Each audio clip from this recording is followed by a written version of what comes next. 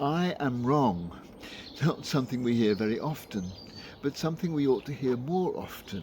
So said G.K. Chesterton, the Christian writer and inventor of the character, the detective Father Brown.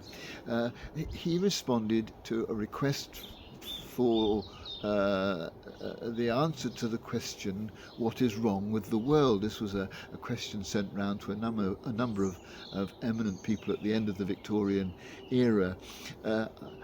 His response was basically to say that not enough people are willing to say, I am wrong.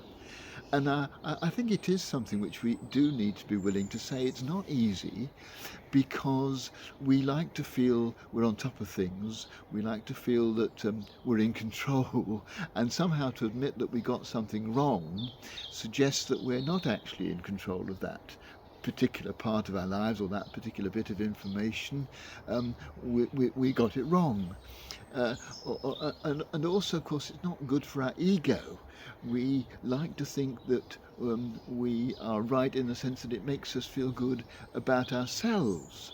And to admit that we're wrong is somehow to indicate that we are less less than perfect.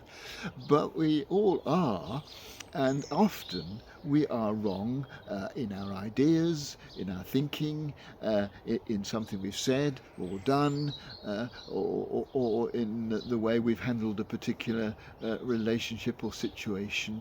We often make mistakes, and it's good to admit it. It's good to admit it to other people, and even better to admit it to ourselves, because that's a kind of honesty that I think helps us to grow as human beings.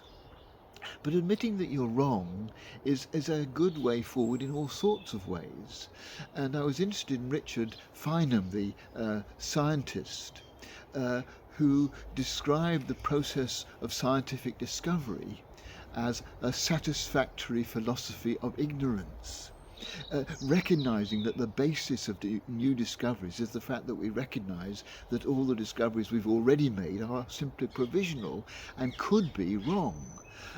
He says that what we need is a questioning attitude to everything, and the willingness to see that there may well be things that we have yet to discover and to know about, that start from the premise that what we already know about is wrong, and that's how science develops. And I think that's often how our human lives develop, by recognizing that there's much about our thinking and our behavior that we feel is, as we move on, we now know to be wrong, because we find that we're moving in a different direction, and that's an entirely healthy attitude to life.